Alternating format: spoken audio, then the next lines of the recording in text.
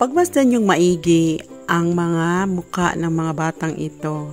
Napaka-inosente. Ang saya-saya nila, parang mga walang problema. Nalala niyo ba yung kanta ni Whitney Houston or ni Laura Branigan ba yun? Yung kantang, I believe the children are our future. Teach them well and let them lead the way. Show them all the beauty they possess inside. Give them a sense of pride. To make it easier, let the children's laughter. Yan, sino ba yung kumanta? Si Whitney ba o si Laura Branigan? Ay, kahit sino man sa kanila. Basta, ang importante naniniwala sila na ang kabataan daw ang pag-asa ng bayan. Kaya dapat daw turuan natin ng tama, ng maigi at i-guide natin sila sa magandang daan. Kasi magandang daan. Kapuya ba ni mag-Tagalog ay mahuddan o sa Tagalog ay da.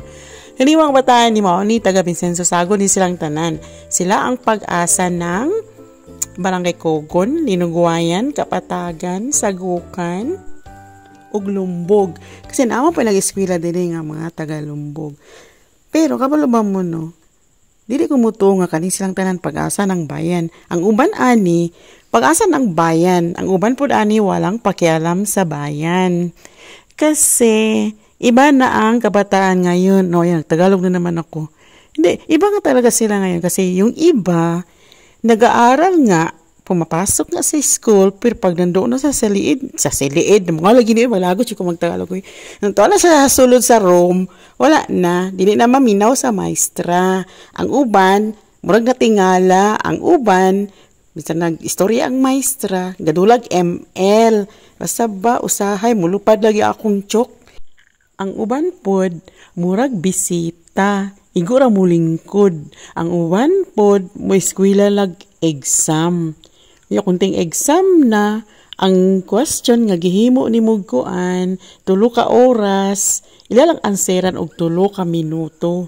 Basta, as a teacher, my job is to cure ignorance. And I will always give them the words of encouragement. Na English na pod.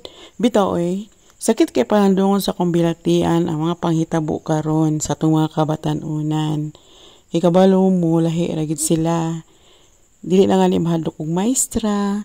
Then, masuko na kung imong disiplinahon. Nya, dili makatagbo, ganyan sila maestra. Dili jud gani mo greet.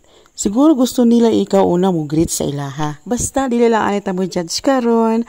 Okay, 10 years from now, lantaw na to kung pag-asa pa yun sila ng bayan or walang pakialam sa bayan.